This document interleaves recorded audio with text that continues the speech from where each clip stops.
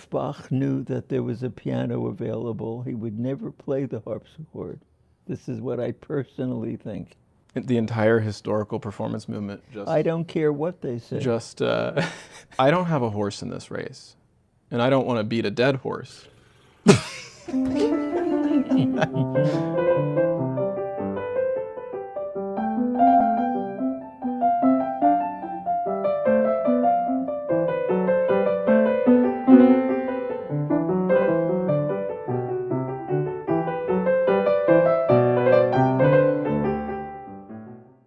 Yeah, so you see here, Yes. the most important part.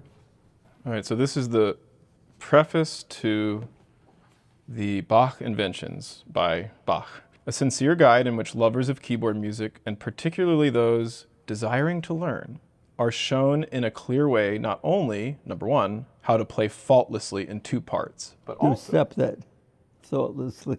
faultlessly. Oh, fault. Oh, you said I said thoughtlessly. I thought you said Yes, here's Johann Sebastian Bach telling us to play without thought. right. No, faultlessly in two parts, but also, upon further progress, how to treat three obbligato parts correctly and well. That's the sinfonias. And at the same time, not only to be inspired with good inventions, but to develop them properly, and most of all, Here we come. Did you hear most of all? most of all, to achieve a cantabile manner of playing and to gain a strong foretaste of composition. Prepared by Johann Sebastian Bach, Master to the Chapel of His Serene Did Highness, you see the Prince most of Oldham all? Cote. So here is what's up. And in Bach's day, the standard articulation was detached. They played like this.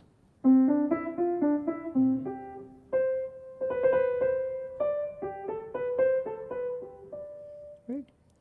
Now he's listening to singers. He's listening to string players, wind players. They're playing on one bow and one breath. I said, what's going on here? What do you think cantabile means? It means legato. What else can it mean? I really wonder, I'd love to hear more from Bach about what cantabile means on the harpsichord. I guess I should ask We'll a never harpsichord. know. We'll never know. Well, we could ask people who played the harpsichord. And They don't talk to me. well, you've Yes, said if they you've were. said some pretty nasty things about harpsichords. I know. No, I haven't. Have I really? Well, I've gathered that you find them inferior to the beauty of the piano. I do. At least you're willing to admit that. I'm not ashamed to say that. Now I feel a special burden to try to sing this invention. If you detach the eighth notes, then you'll do something for the connected notes. Okay.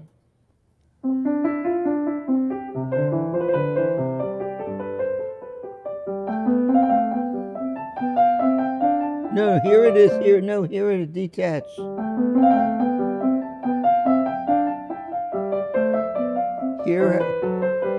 Hear what it does. I like it. Yeah.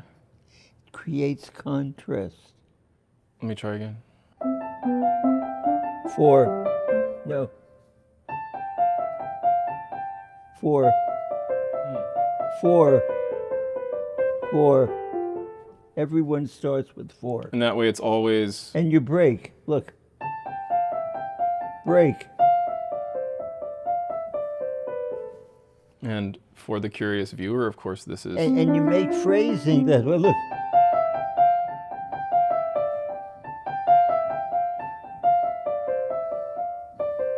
See, it's a sequence, so that's another thing I hear from you.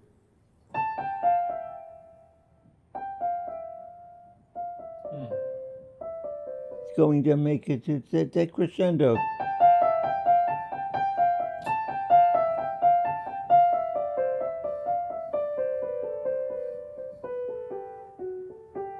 Right, so that's the softest.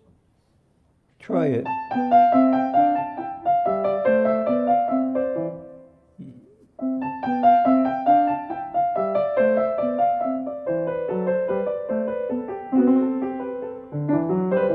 Now crescendo, climax.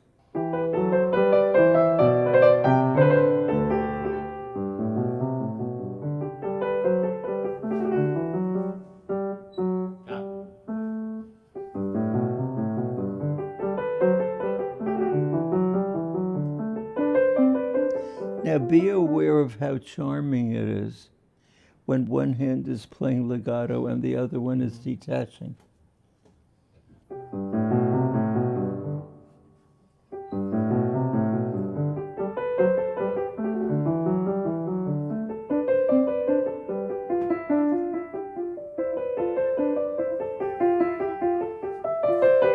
Sequence. Yeah.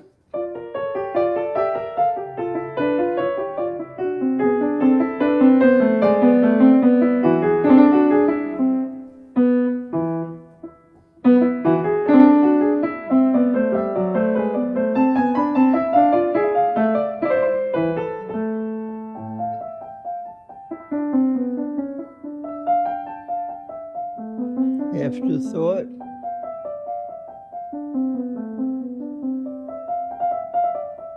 Start piano. No, no, detach, no.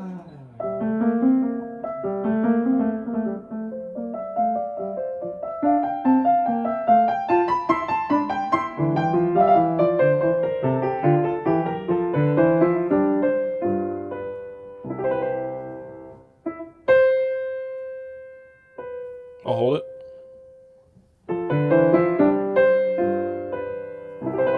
That's good. That's nice. Of course, of course. Isn't that charming to It's do? charming. Can I try to put it all together? Put it all together now.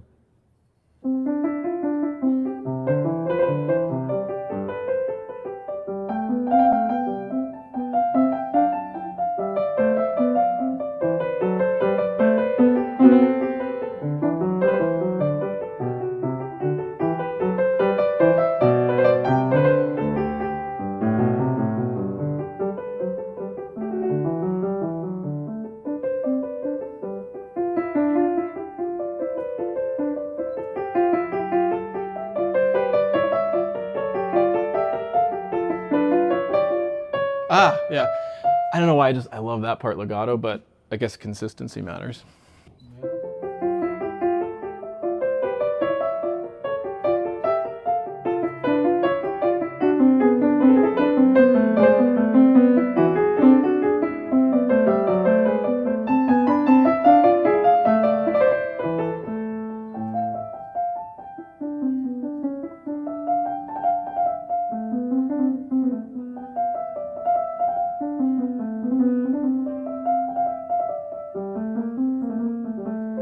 Maybe that's too much. I want to do something there. I want to pay homage to this, you know, the way Bach Do that section. conceived it. Do that section.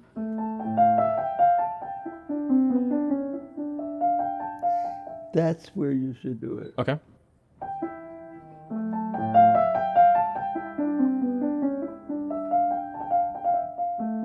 Straight. Ornament. Okay. Nicer. Isn't it nicer? I like it like that. Should the left hand respond with the same sort of imitation? And how? Okay.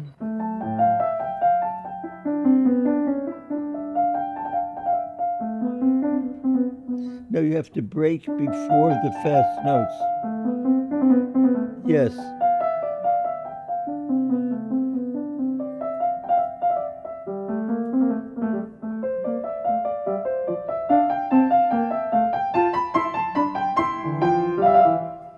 It's fun, you know.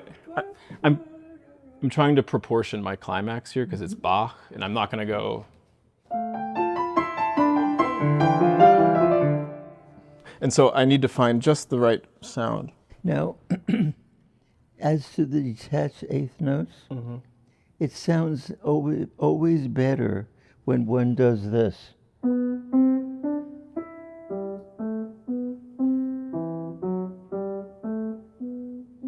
Instead of, So you want me to attach these, always. even though it's the sound of the end of a phrase?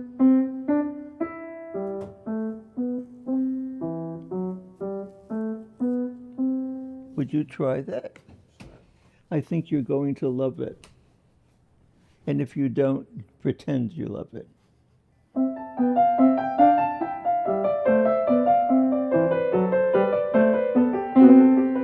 What it does, I when didn't you love pick it. up this, hand, that note is being held. See, watch. See, it binds.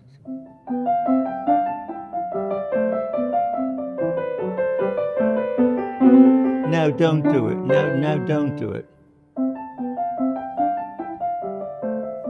Yeah. See, it's too abrupt, isn't it?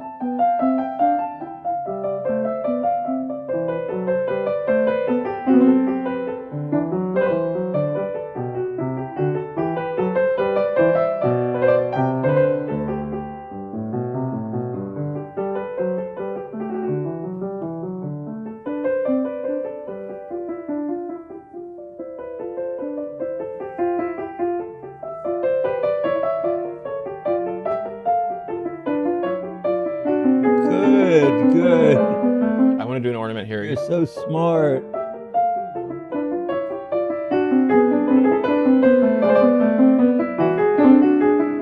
I like what I did. Should I do it?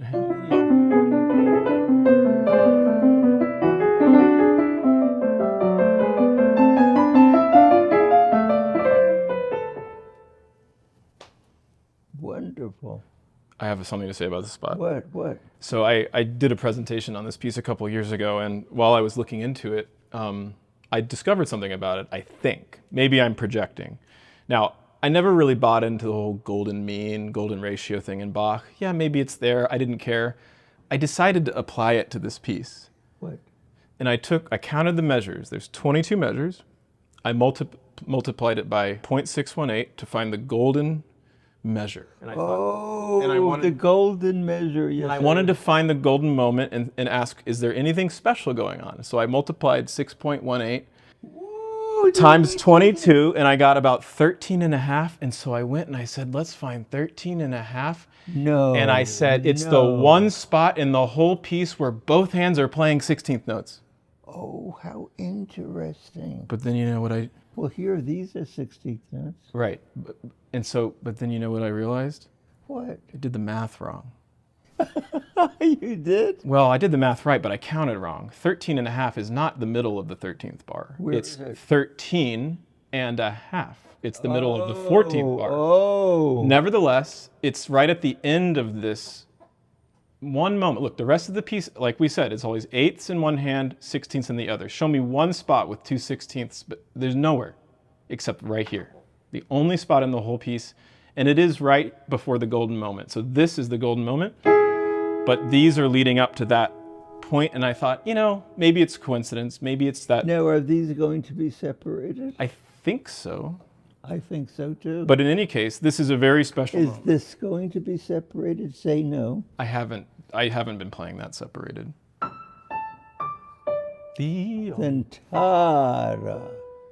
So I wonder if, in a performance of this, anybody would notice or care that at this pivotal moment, 2/3 of the way through the piece, there is this really important texture that happens. Well, you can make them aware of it by your articulation. Let's try it. But so, given that I've been playing 16ths legato and 8ths non-legato, here should they both be legato? I mean, First of all, take care of this broken octave. okay, fair. I think it's better, right?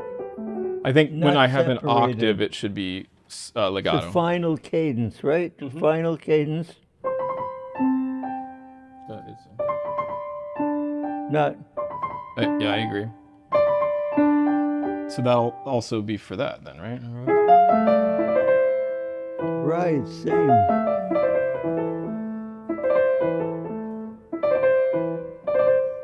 So the golden moment culminates there, see? Yep, right around here. And so I wanted to do something special with it.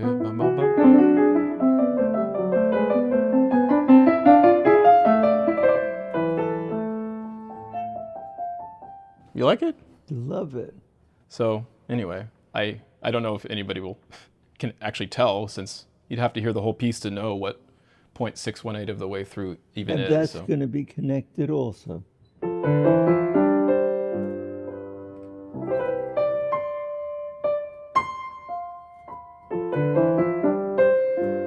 Exactly.